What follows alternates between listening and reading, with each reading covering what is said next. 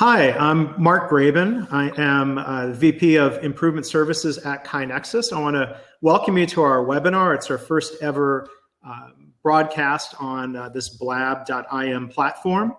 Joining me today is Dr. Greg Jacobson. He's co-founder and CEO of KaiNexus. And we've got a lot of questions left over from part one of the Ask Us Anything webinar that we did recently. There have been more questions submitted in the meantime. And so we're happy to continue answering these great questions. We'll continue to do so through blog posts, podcasts, possibly more webinars on this platform or through other technologies. Today, it's a bit of an experiment. It's our first time using this platform, but it's a small test of change. So I think we're just willing to see how it goes. We hope it's helpful for everybody.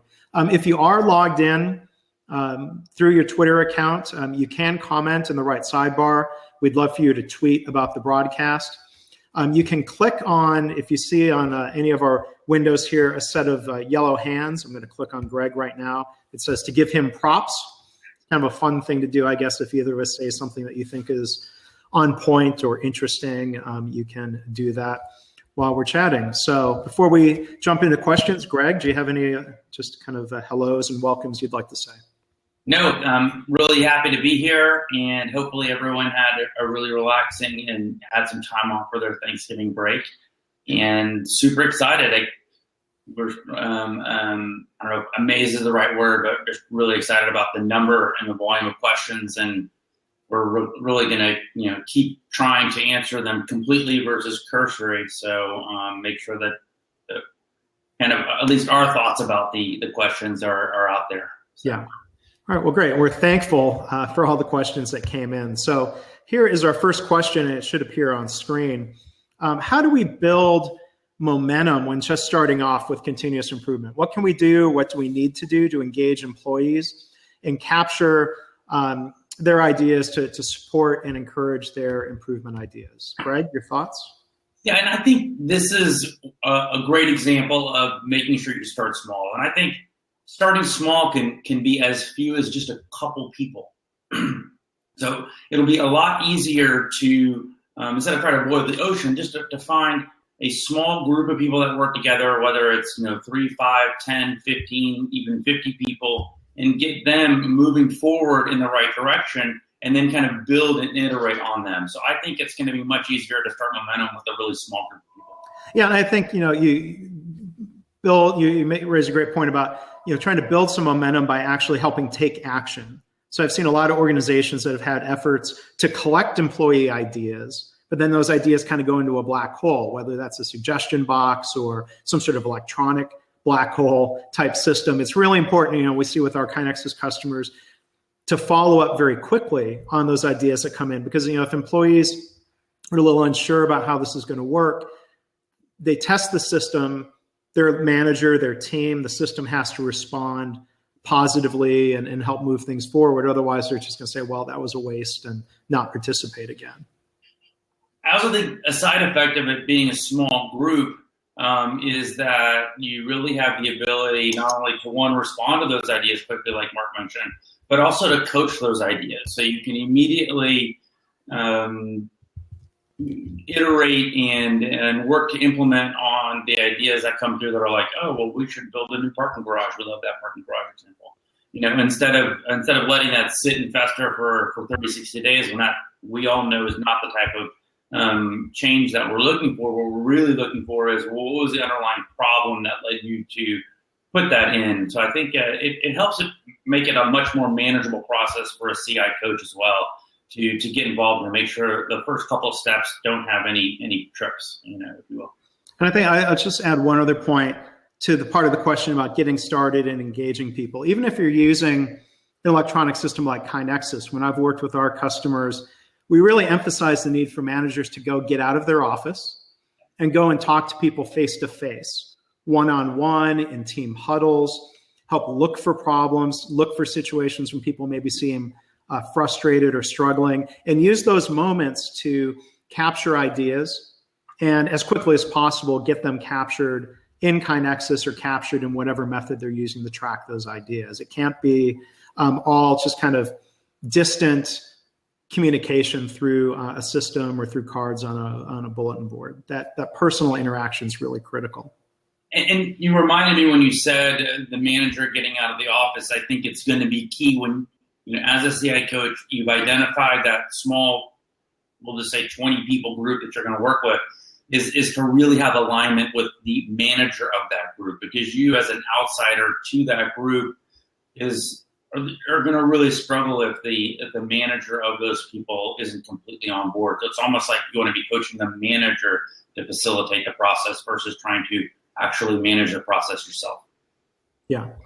So that's a good transition into the next question that asks, if you want to gauge how supportive or mature is the culture for continuous improvement in any organization, what signs do you look for? What questions do you ask? I think one of those signs is seeing the amount of effort and energy that managers are putting into that discussion. And it's not that the managers are solving all of the problems, but it's that managers are engaging and collaborating and coaching and working with people. I think that sheer amount of effort, if it's the right kind of effort, that effort's directly proportional to the success people see with improvement.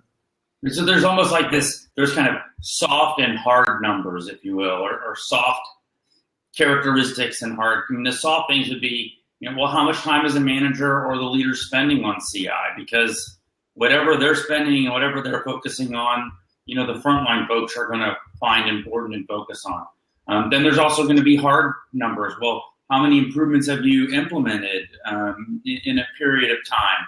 How many improvements have led to a change? What has the impact of those things been? And I think kind of finding a balance between the hard and the soft characteristics of what's going to define a culture is going to be a real good indicators. And as I was saying this, it also popped into my mind that, if you just walk into an organization and you've heard that organization apparently is, doing a lot of great work, and you're hearing that they have a good culture, you're just stopping someone in the halls and asking them, what does improvement look like in your workplace, and how are you engaged in the improvement process, or what would you do if you found something that could be better? And they have a really clear, concise, one sentence, no wishy-washy answer. Then you obviously know that something's being communicated really, really well, and they're doing great work.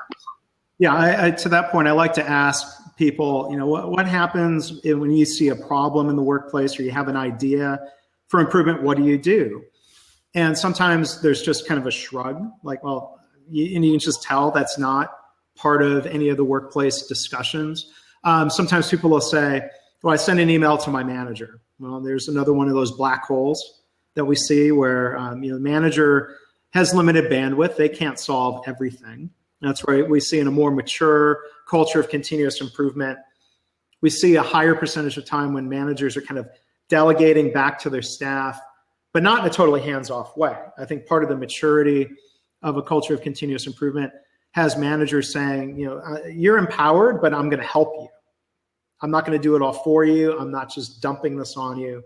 There's that middle ground. And you mentioned it, Greg, and I'll reiterate. I think one of the signs of maturity is that percentage of ideas that get implemented.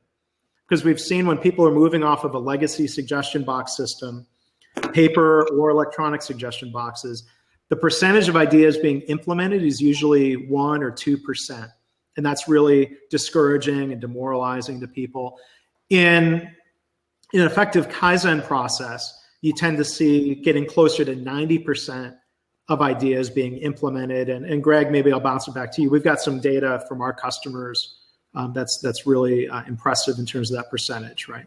Yeah, and so I think when people initially hear, for example, across all of the KaiNexus customers, I think the last tally, we do it monthly, was 75% of all improvements resulted in a change. That means we have some organizations that are upwards of 90. We have other organizations that are, in the 50, 60% range. But what I hope isn't being communicated is that 75% of all ideas or opportunities that were put in initially were amazing and great.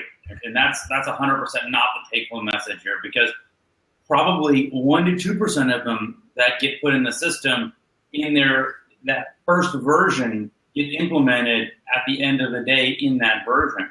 The vast majority start through a process of, whether it's a catch-all process, whether it's just simply going to the author and doing some root cause and really trying to peel back the layers of the onion to see what things are at. But that's the way organizations get to those high percentages, not because they're waiting to get the initial 75% from that initial measure, if you will. Yeah, you're right, Greg. You have to be careful. I think part of that maturity is a mature organization sets the expectation that we're going to sometime try ideas that don't work out as we expected, and that's not a failure. That's not anything to be ashamed of or to punish people for. It's really part of that plan, do, study, adjust mindset of, we do a small test of change because that minimizes some of the risk. We didn't anticipate something, our idea doesn't work, our idea has side effects. Okay, that's great. We don't want to set the expectation of, you better have 90% awesome ideas as they're coming into the hopper. Leaders have to help coach and work people toward good ideas. So let me move along to our next question. How can you get problems resolved and motivate employees with low morale? Let me jump in on that one first here. So I think it's an interesting question, and I think there's a question behind the question of why is morale low? I've been in organizations where part of the reason morale is low is people say, nobody ever listens to my ideas. People want to contribute to improving the workplace. They want to have a voice.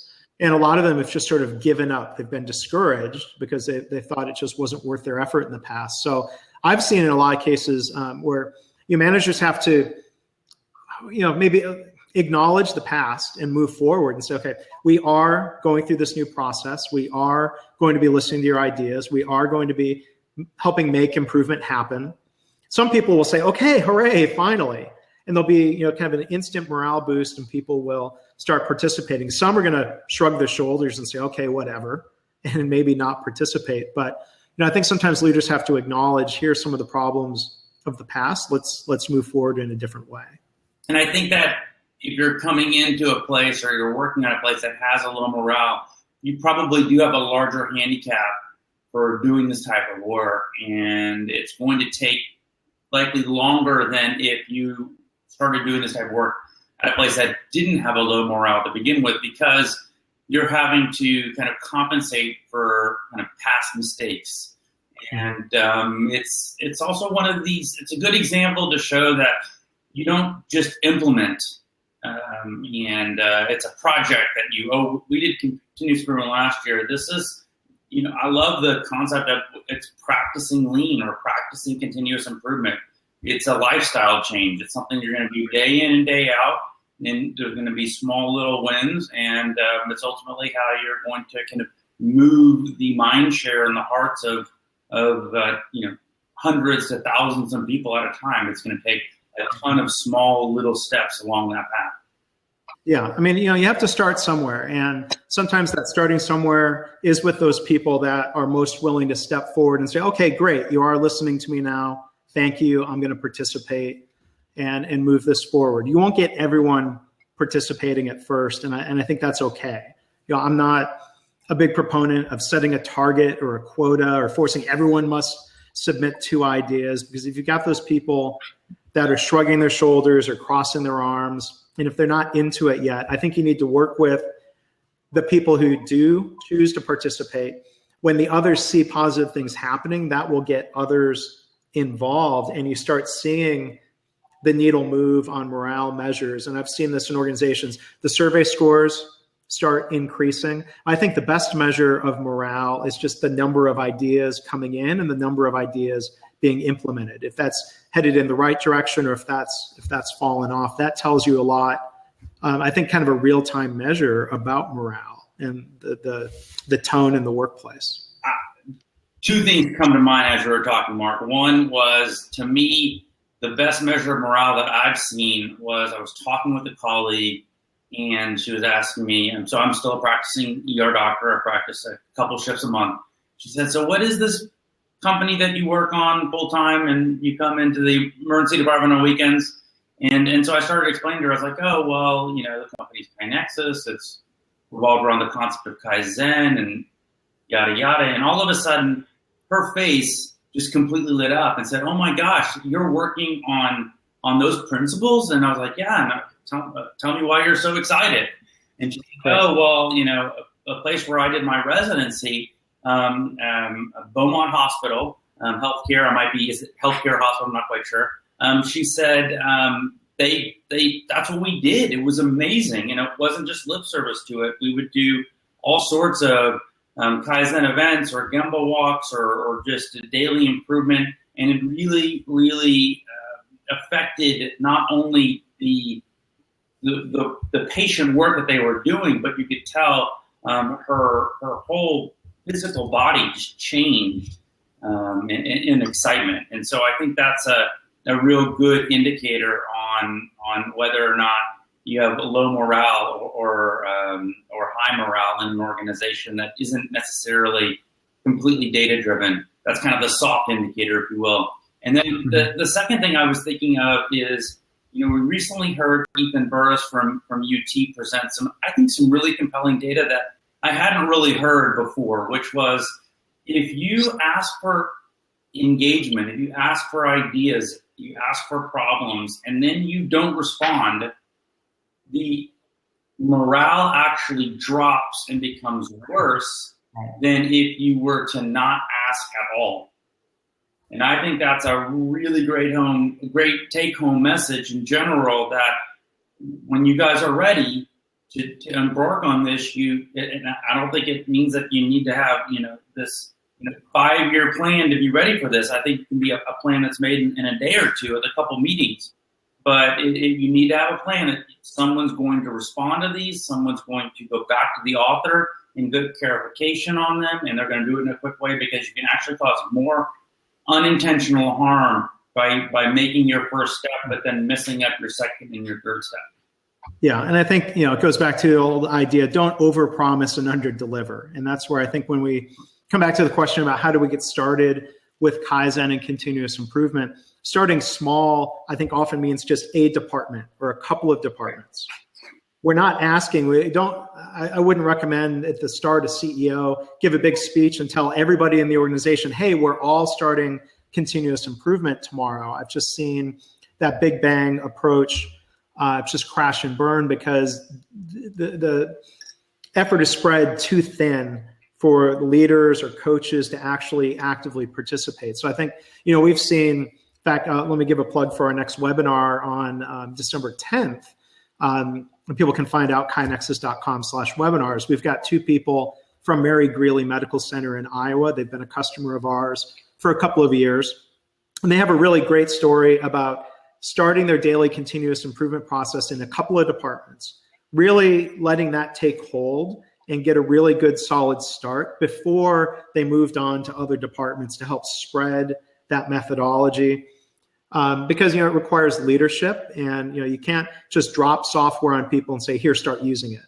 And if they've got really one internal PI, continuous improvement coach, they had to make sure that Ron was actually able to really coach the people who were getting started. So that meant a pretty methodical approach, but they've really made great progress in the past year, getting that all throughout the organization. I think it's also a great, it's a good time to mention. We hear oftentimes, oh, KaiNexus, we're not ready for that yet. And then so they go off and they create an Excel, SharePoint, shared drive system, and that administrative burden of that system and the inefficiency of that system kind of out of the starting gates. It's almost like, well, we're going to have you run a marathon, but we're going to strap 2 10-pound weights on each of your legs, and good luck with that. So I think it's a great example of how a little bit of structure and planning to make sure that you're setting up a process that's going to make sure your second, your third, and your fourth steps are going to be,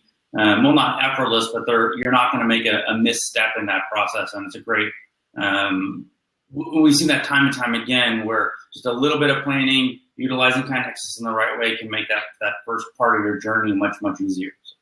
Yeah. Okay, well, thanks, Greg. And I've posted down in the on the right sidebar chat box a link to our webinars page if you want to sign up for that webinar on December 10th. That's going to be a little bit more traditional go-to-webinar format. So we changed directions a little bit. We had a couple of questions about virtual teams. KaiNexus, we are, in a lot of ways, many of us, a virtual team. Greg and I are sitting in different cities. So the question came in here, I want to know how you would approach work-from-home employees with huddles. We've tried many forms of technology for conference calls or video chat for daily huddles, but it's not the same, and where's the rest of the question? And really creates an excuse or a barrier for the other associates. So Greg is the CEO of a company that's spread out across many cities. What are your thoughts on that? So Mark's right. We have a primary office in Dallas, a primary office in Austin, but then we have 2 or 3 other folks that are not at those primary offices. So we do have kind of a blended team, just distributed team, and we use a lot of video conferencing technologies. We use Google Chat, Google Hangout, GoToMeeting. And those seem to work fairly seamlessly with us. Certainly, sometimes we're cussing one of those pieces of technology because the audio isn't working or something, but that seems to work really well. And we're with KaiNexus. Now that we have 2.0 up and going, they have this new energy at KaiNexus to use KaiNexus, and so that's worked fairly seamlessly when everyone has their KaiNexus boards up, and when we're going through our internal opportunities for improvement, that seems to work. And we've heard from many other. Middlesex is one of our customers that does this extremely successfully. They have 6 different rehabilitation departments that have a daily huddle at 9 a.m. and each huddle each day is actually running a different board from each of those. So every 6th to 7th day, they're back on the prior board. And that seems to work. So I think it's a matter of simply kind of recognizing that there's going to be a trade-off of people not being in the room, but there's also a trade-off between people not being a part of the conversation at all, or traffic, or different family situations of why they can't be in the same room. So I think 100% this can be done. I think probably combining something like KaiNexus with video conferencing is probably your sweet spot in making all this work. But I don't see there being any technical reason that if people want to do continuous improvement, they couldn't do it remotely. Yeah, and I think there's also the point of, do they want to do the huddle? So I'll address this in a slightly different way. The question of the difficulty about virtual huddles is a very common, familiar question about in-person team huddles in a department, in a pharmacy, in a manufacturing line. I've been in manufacturing settings where the team huddle was very much a mandatory thing. They shut down production. Everybody, the manager, you have to come.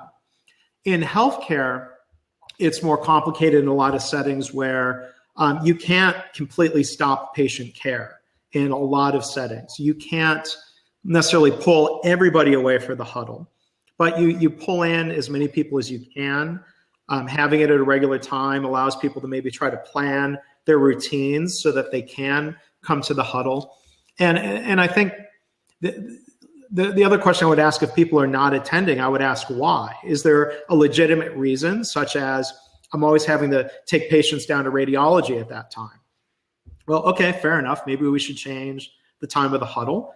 Or sometimes, and I think people maybe won't always be as upfront about this, they'll say, there's basically no value to the huddle. It's not worth my time. And so I think as leaders, we need to look at the agenda, the structure, the timing of the huddle, and make sure that it's providing some benefit to everybody there. If there's benefit, they'll find a way to participate. I think there's also considering 24-hour cycle locations. For example, an emergency department, a night shift worker is simply not going to be very interested in joining a 9 a.m. huddle when they got off at 5 a.m. that morning. So I think that's also a place where technology like KaiNexus can really help create a virtual huddle experience I think one of the other things also that we're working through internally is trying to maximize time, because a lot of communication does simply go on within KaiNexus. There's other areas of where the communication would be really good for us all to have some mind share around. So what we've done internally is just created a category called review in weekly meeting. And so it just pre-populates a list. We just quickly look to see, okay, which improvements or projects were just getting bogged down in comments, and we just needed to have kind of mind share open, discussion. And so we kind of figured out a nice balance there. So. Yeah, and I think there's one other point I was going to make when we talk about huddles. That's a form of what people call synchronous communication. What we're doing right now is synchronous communication. For people who could not attend this live, this session is being recorded. They're going to come and view it at some other point. That's a form of asynchronous communication. So, emails are asynchronous communication. There's a time and a place for that. Logging notes from a huddle into KaiNexus helps create a form of asynchronous communication that's logged and kept handy for people in a way. Sometimes that's more effective than email. So it's really interesting to see how our customers combine their live in-person huddles with the asynchronous communication and activity that happens through web-based technologies. It's a really interesting blend. And I think the balance is a little different for different types of organizations. There's a related question, Greg. Do you have any other top tips for engaging a virtual globally dispersed leadership team to adopt Lean and model it in their daily work? Either trying to think about how we operate as KaiNexus or any other examples. I really don't see a difference truly between whether it's globally dispersed or not, because to me, I think you're still going to, the leadership behavior of commitment and resources and modeling is going to apply whether people are in the same room or not. The improvement process that we discussed, it being simple, consistent, and disciplined, is going to completely apply as well. So I think that the clear articulation of what's the why of the company, and then recognizing that we're going to provide or produce our product the best when we have every single person thinking about how to do that versus a very small percentage of those people doing it. The exact, method and medium that's communicated in, I think becomes a secondary issue. Okay. I'm going to move on to another question. This was directed to you as a physician, Greg. What's one example from your experience where applying Lean resulted in direct prevention of patient death? Yeah, this is one that you actually forwarded to me yesterday, recognizing I would need some thought on it, because it's a really difficult question. And I was trying to think of why is it a difficult question? Because it's a difficult question because we don't, a patient death is an action that doesn't occur, all the time, right? A patient death is the outlier of an action. And so to then try to think of a situation that if it was a preventing of a patient death, then it meant that some sort of error occurred or something better could have happened, right? And so you're then looking at an even smaller subset. So then I have kind of two flavors of an answer on this. One is the opposite. There haven't been many scenarios that I've been involved with where an error or potentially a possible error occurred that may have led to harm or death, where we didn't step back and identify some process that could have been better in doing that. So by, I guess, inductive reasoning, you would then conclude that if you did an action that focused on processes and improving processes, it could have led to that action not happening. And so I think the inverse, I think, of that question is a much easier question to answer. And then the second part of that is there's no randomized controlled, double-blinded, placebo-controlled trials talking about using a parachute when you jump out of a plane. But, I think we all would accept the fact that if you jump out of a plane without a parachute, your chance of survival is less than doing it with a parachute. And so I think it's one of those questions that just has face validity, that if you have a tight, business management philosophy that includes respect for people, that includes continuous improvement, that includes things like articulating strategic, initiatives and direction, that you're going to have a rowboat, you're going to have a ship that is in much better sync than if you're just going to kind of haphazardly, walk around with a whip and just saying, oh, this is bad, oh, this week we're going to work on this, and next week we're going to work on that. So, yeah. Well, and I'm always impressed. I mean, as when I see organizations that help focus their lean efforts on, I think, the critically important issues of patient safety, quality and clinical outcomes, patient satisfaction, employee safety. Those are such important issues. Sometimes I think there's a mistaken idea that lean is only focused on efficiency or cost or productivity. When you look at the roots of the Toyota production system, safety and quality are really primary overarching goals. It's part of the culture. It's not just a measure. It's really a consistent emphasis. We can't just give it lip service.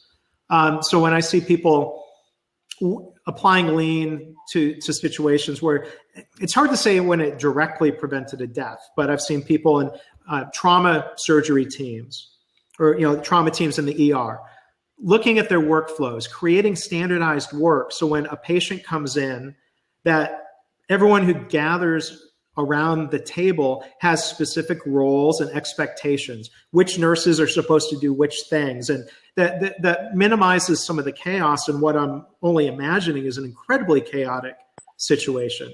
You'd say every patient is unique. Okay, fair enough. But when people use lean to create some structure that helps minimize delays, minimize miscommunications that could lead to a death, I mean, I think that's the most powerful application of lean. Right. And to try to identify the event in which you prevented becomes almost an impossible action versus the inverse of that, which is, okay, well, these were events that occur that we can study. And could we have probably prevented these had we been practicing lean for the last 10 years? Yeah, I would have a hard time concluding that you couldn't have prevented that. Yeah, I mean, you see organizations they're able to do the math on, let's say, certain types of hospital-acquired infections. They use lean, they put some new practices in place, they see a measurable reduction in the infection rates. Right. You can't prove definitively that was all due to lean. Right. But you can see, usually very statistically significant reductions. And then they can also measure not just the infection rates, but the death rates from those infections and say, well, normally the death rate is X%.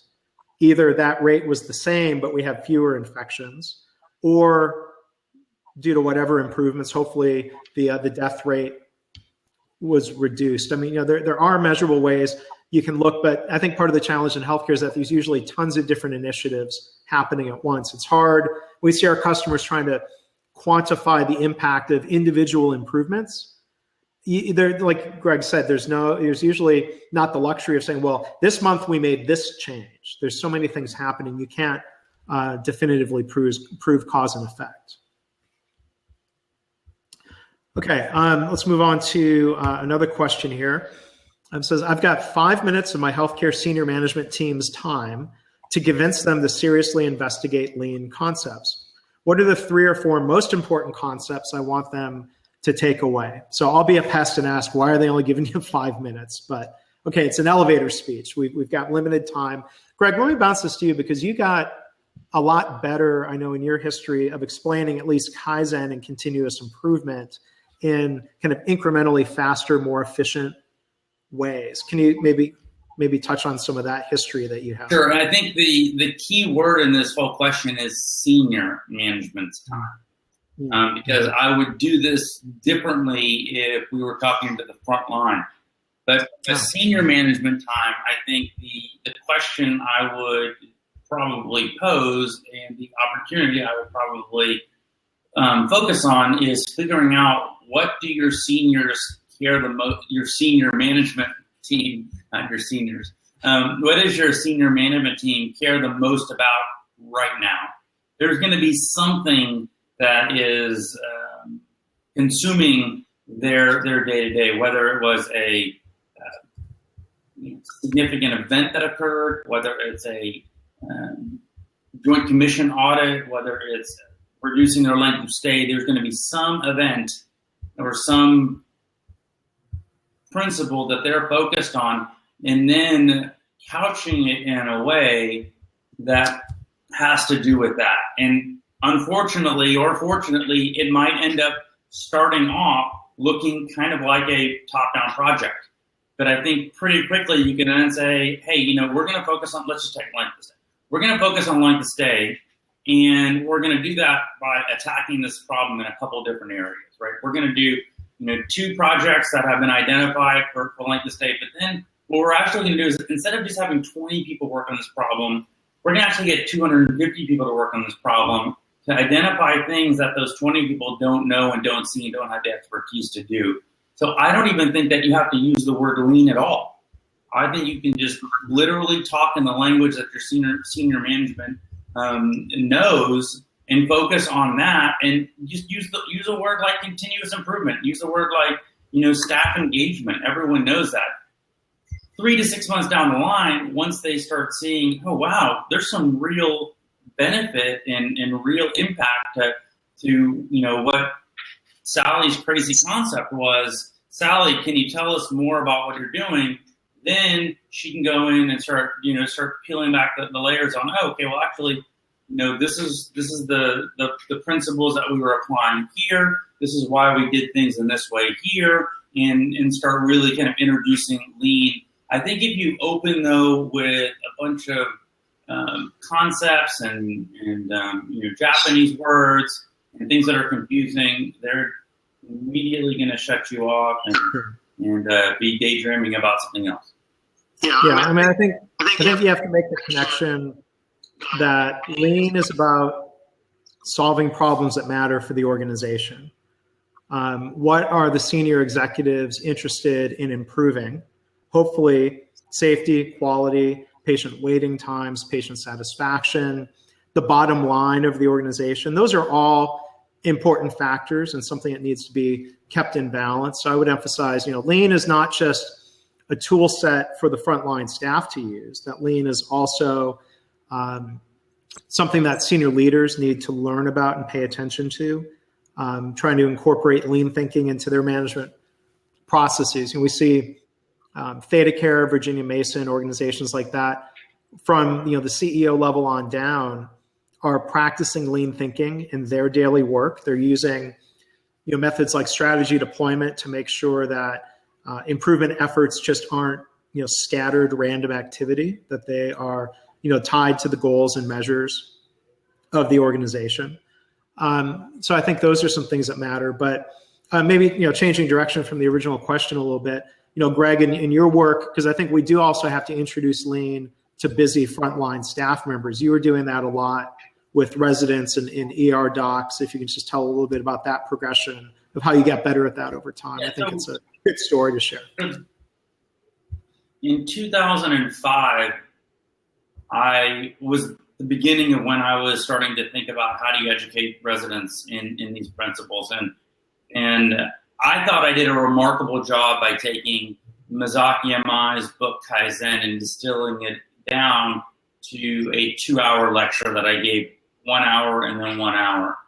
And as time went on, by the third batch of residents, the third year that I was doing the Kaizen teaching, I'd literally gotten it down to a 15-minute primer. And I literally just focused on 5 principles that I wanted them to take away. And it's been since 2008, so I don't remember the exact 5 that I did, but I can tell you. You boiled it down. Yeah. The two that I think resonate the most with frontline people are low cost, low risk. Mm-hmm. The ideas and observations you're having have to be low cost, low risk. And 2, teaching people what a non-value added step is. And I know a lot about healthcare, and I know less about other industries. Although what I'm finding out is other industries are extremely similar with regard to non-value added steps. So just teaching someone through an example, the example that I gave, because being an ER doctor, trauma situation, a patient needs a tube put in their lung to re-expand it.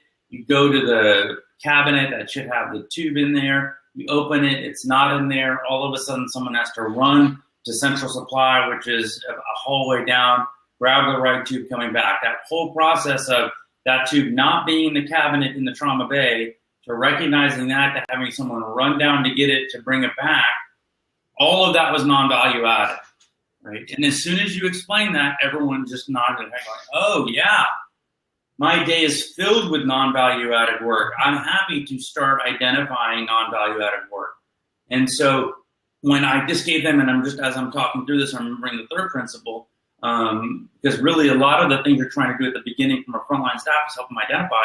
I would focus on them answering the question, when you're frustrated at work, instead of kind of lashing out, whether that's at a coworker or whether that's at a patient or whatnot, stop and just think for a second. Just take 15 seconds and go, is there a process issue underlying why I'm frustrated? And can I turn this frustration, which is something negative, into something positive by coming up with an idea for an opportunity for improvement? Now, that idea, it may not be you have a solution. It might just be as simple as identifying what the problem was, and then get thrown into a daily huddle or to a team, or you can collaborate directly with your supervisor on coming up with solutions. But I think really kind of keeping it simple and identifying just one or 2 points. I think trying to get people interested in this type of stuff with an 8-hour lecture series is going to be absolutely mind-numbing and be less successful. Yeah, and I think in general, working with frontline staff, you can get them engaged in improvement without teaching them a lot of lean concepts. You can start at the very basic level of point out the things that frustrate you, the things that get in the way of you during your work, the things that lead to not the ideal patient experience or something that affects our customers. That first level of ideas is going to be really helpful. Then you can start teaching people lean concepts, how to see the difference between being busy versus adding value. What is a workaround versus a root cause fix to a process? Helping people understand that can lead to a second layer of ideas that they might not have initially brought forward. So I think I think the beauty of Kaizen and continuous improvement, we don't need to put everybody through a belt program. We don't need to put them through tons of training or certify anybody. We just get them participating, and we can add different lean concepts on top of that. As organizations are, let's say, progressing from daily continuous improvement to doing rapid improvement events, to doing bigger lean projects, I think it's best to bring different methods in as needed based on the problems we're solving, as opposed to just trying to teach a bunch of tools in some sort of preordained sequence. Okay, next question. Having a little trouble getting it to appear on screen because it's a long question and the button has disappeared. So I'm going to just read it. Our current metrics for continuous improvement include the number of people using PDSA, the number of problems identified, the number of improvements done, and the number of things not done, and the number of people coaching others in PDSA. So it's a two-part question. Are there any other metrics that you recommend? Because our KaiNexus customers track those metrics. Are there any other metrics? And then should we have goals for those metrics? So Greg, maybe you want to talk about some of the other metrics you see people tracking. So we have in KaiNexus, we easily show the number of submitted improvements, the number of completed improvements, the number of engagement numbers. So what is our improvements per person per time. So an easy one to think about is just annualized. What's your number of improvements per person per time? What's your percent of engagement in the either in the actual improvements themselves or just logging into the system? We can show both of those. And then on the impact side. So and we do not only the submission side, which is, I'm just going to talk about it as activity. We also do on the impact side. So on the submission side, you can get those answers of this, how many have been submitted, how many have been completed. You can also figure out, well, by a location, how many have they submitted, how many have they worked on, how many have they completed, what percent change has occurred in all the improvements that they have. And then you can also do that by a person. And I want to know how many improvements has Mark submitted versus that he's collaborated on versus that he has that he's assigned to other people. And then on the impact side, you can see, okay, well, all right, well, how much money, time, satisfaction, safety improvements have occurred by a location and then by a person. And I think what all of this is really getting at is to try to have a good representation at an aggregate level of all the improvement going on. And so, I mean, in looking at what they are tracking, I think those are all very good stats to have. I don't see any problem with these. Number of PDA cycles equals not number of problems solved. And my only question is all of your PDA cycles should eventually be completed. Well, I think no, but breaking, I think depending on the terminology, you could say we implemented something or we didn't implement something. Okay, right. Versus number of problems solved. Okay, so those are some of the different things that we capture in KaiNexus. I think they can be used in lots of different ways. We know that there are some best practices. For example, we know a best practice is making sure you respond to improvements within 24 to 48 hours. We know another best practice is make sure there's not one person that's responsible for all the improvements in a work area that needs to be distributed. We know that a best practice is having a high level of implementation or change rate. So as long as your metrics can answer, are you doing these best practices? And as long as I can answer, okay, well, what areas of my organization are doing good work and aren't doing good work, then you'll know how you can best coach and where your time should be spent at your organization. Mm-hmm. And I would emphasize also, it's important to track these measures over time and to look for trends. So when you can see charts that show participation over time, and you see, a really steady rate of improvement, and then suddenly it just totally levels off. That's an opportunity for leaders or whoever's monitoring those metrics to go and ask why, and say, well, something must have happened. What triggered that drop off in participation? And go use that as an opportunity to investigate, go to the department, ask questions, do what you can to coach people through the situation to get them back on track. Now, in the second part of the question about goals for the metrics, I think there's good guidelines. Like, I would say to people, best practice continuous improvement, Kaizen, is to implement something 90% of the time. I wouldn't make that a target. I wouldn't tell managers, you better implement 90% of your ideas or you're not going to get a bonus this year, because that can drive dysfunctional behavior where people will just say, oh, yeah, we implemented something. So, you don't want that sort of dysfunction that can come with a target. I've seen organizations, they'll set a goal and say, everybody must submit 2 ideas this year. And some people are participating naturally. And then you get to about this time of the year and people realize, oh, dang it, I haven't done my improvement ideas yet. And they start flooding the system just for the sake of hitting a goal or a quota. And so I think it's important for an organization to measure the participation rates. And if you've got 50% of your employees participating, to ask why are the other 50% not participating, talking to them, talking to their leaders. If you fix the underlying barriers that are preventing someone from wanting to step forward and participate, I think that's a better long-term fix than just setting a goal or a target. You can make the numbers look good in a goal or a target, but it might not really be meaningful improvement if you're kind of forcing people to participate. I think our lesson from Masaki Amai and Toyota and organizations that are great with continuous improvement is that it's voluntary. You're trying to create an environment where people want to participate. And I think that's what really makes it a sustainable continuous improvement initiative. And especially not having a target that every improvement must save X number of dollars. That's the surest way to kill an improvement program, setting a target like that. So, I mean, I think that as I'm hearing you talk through it, Mark, it's almost, you use the example 50% participation rate. So is that good or not? I mean, my first gut feeling would be like, okay, I get everything you said, Mark, but what is 50%?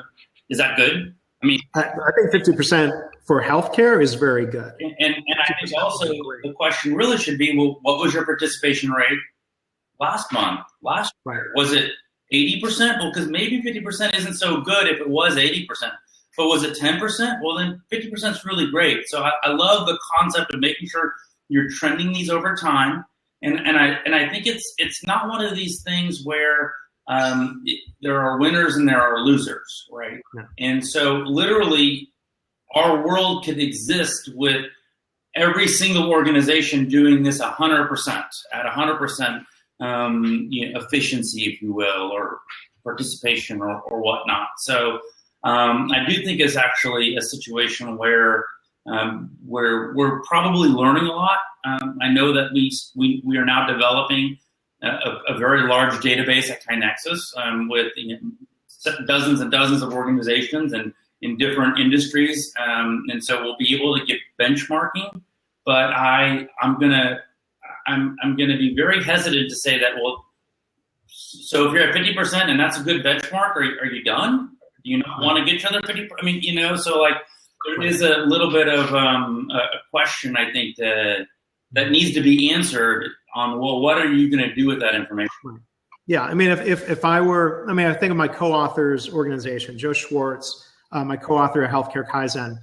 They have, I think, a world-class healthcare continuous improvement process and culture. Their participation rates have stalled out at roughly 40%, meaning in a given year, 40% of their employees actively participated. And it's not always the same 40%. And to their credit, they ask themselves, well, if our goal is everybody participating in improvement, we know everyone can do it. Everybody has ideas that can contribute. There's still that gap. And they ask themselves, what do we need to do as leaders to help that other 60% participate? I love the fact that they don't blame or label that 60% as, oh, well, those are the 60% who don't care. Well, of course, it's not that. Or those are the 60% who don't have creative ideas. I think when we look at Kaizen, everybody has ideas about their own work. They see problems and things that can be fixed, and we have to tap into that. And wherever we are this year, as long as it's better than last year, that's continuous improvement of our continuous improvement program. And we can strive for next year and the year after to keep getting better at getting better, if you will. So we've got maybe about 5 more minutes. We have a couple other questions. Here's a question. How do we help leaders transition to being a coach? This is something we've talked a lot about, and we've done webinars, around Kaizen coaching. My first thought on this is that at some point you need someone to coach the coaches. At Mary Greeley, who we mentioned earlier, that's been Ron, their director of process improvement, who's been coaching individual managers and trying to help them build good habits. A good coach will kind of pull you aside when you're doing some things that are maybe creating barriers to continuous improvement. I think, everybody needs a coach or a mentor, whatever you call it. And I think that's where you have to think about how you build those coaching capabilities in a workplace. I don't think there's any magic book or class that you can send people to that, oh, well, now suddenly I'm a coach. It's something we get better at.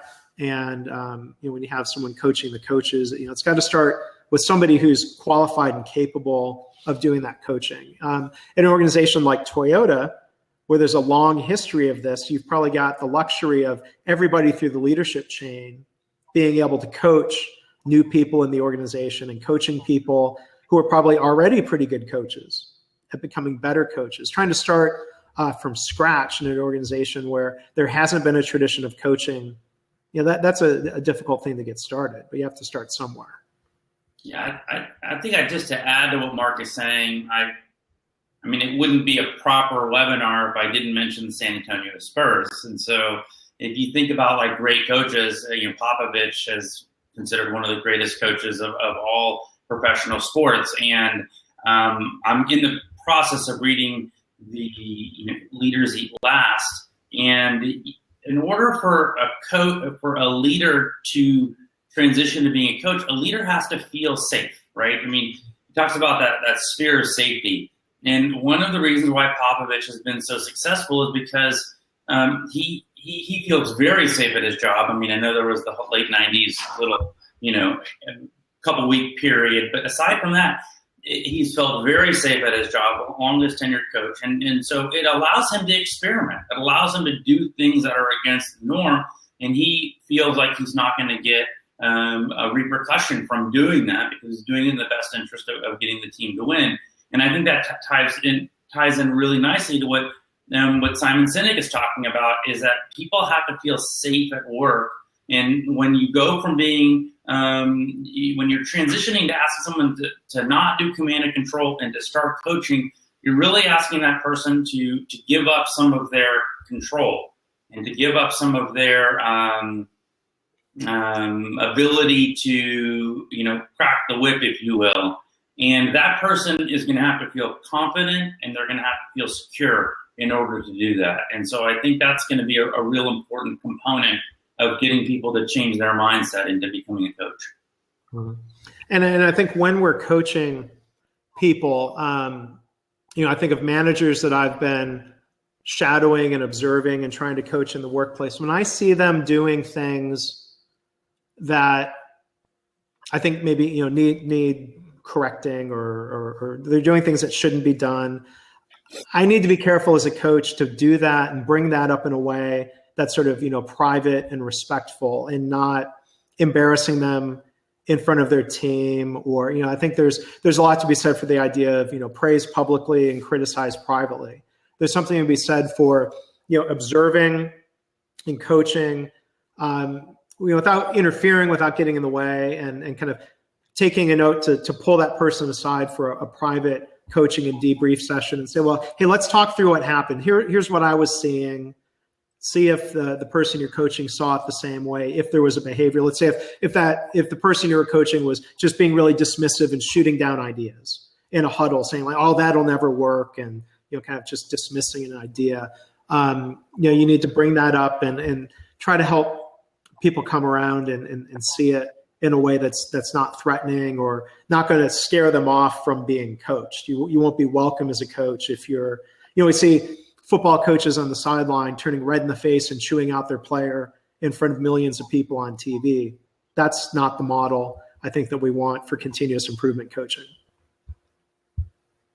So with that, we're almost to the top of the hour. So we'll go ahead and wrap up. We got through, I think, a good number of questions here today. We still have a lot of questions that we are going to answer in different formats. So we thank you for joining us here today. Our first experiment using the blab.im platform. We'd love to hear your feedback. You can email me at mark@kainexus.com if you have pros and cons, things you liked or didn't like about the technology or the platform we're using here today.